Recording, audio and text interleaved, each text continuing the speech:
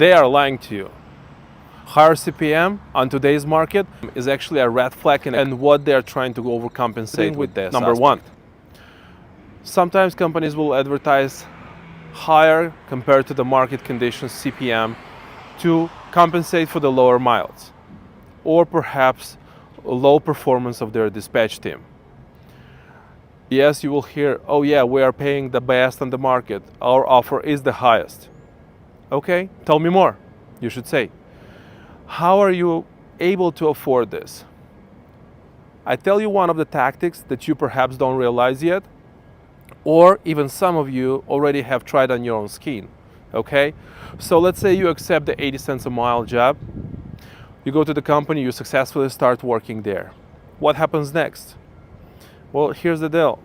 The dispatch will have an instruction to either load you last or prioritize short loads, prioritize a higher pay per mile loads. Okay, this usually would be a multiple stops loads, or will be in a weird, pickup and delivery times, would be perhaps worst areas, but mainly this will be a short loads.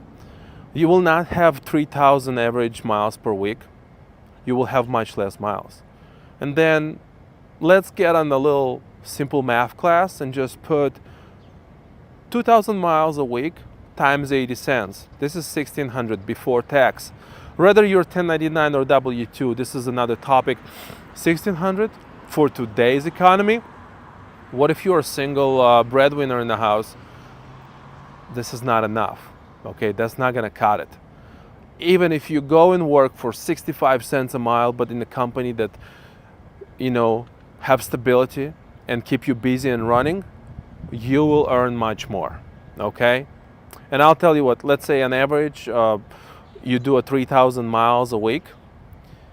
3,000 miles times 65 cents per mile, you should earn $1,950 before tax, okay?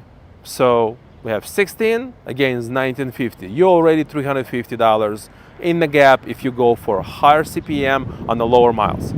Number two, the company that advertises a higher CPM against the market on today's condition also could compensate this with their non-performant or very old equipment. Okay, they might have older trucks. Okay, the trucks are paid off and it allows them to up your pay. Nice. I love when companies, pass some perks to the drivers and actually appreciate their work, but actually it's the other way around. Running on an older truck promises only one thing and one thing only: have much often time breakdowns. Tell me what happens when you're broken down and you're not driving. Wheels don't turn, we don't earn, okay?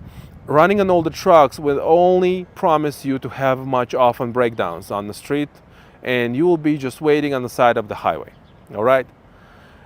Now we're getting to something very interesting, and the last one but not least, number 3, why you should be avoiding companies that pay too high according to today's market. And this is driver retention. One very important aspect of this whole job and this trucking industry is what is the loyalty in the company and what's the retention levels in the company, okay? Listen, it doesn't mean if the driver stays for long that he's lazy or he doesn't want to look for a different job. No, it shows actually dedication, it shows reliability and discipline, but also shows that the company on itself is reliable. Drivers can trust it. They do actually appreciate their talents, and you probably should work in a company that has higher retention levels. In the company with low retention levels, they try to cover up this with all different perks and tell you, no, they leave for different personal reasons and it's not our fault. However, I'd like to highlight, low retention means the company is not reliable, their operations is upside down, perhaps it could be unreasonable or disrespectful dispatch, and who knows what else. At the end of the day, going for a company like that would only have you lose money and time.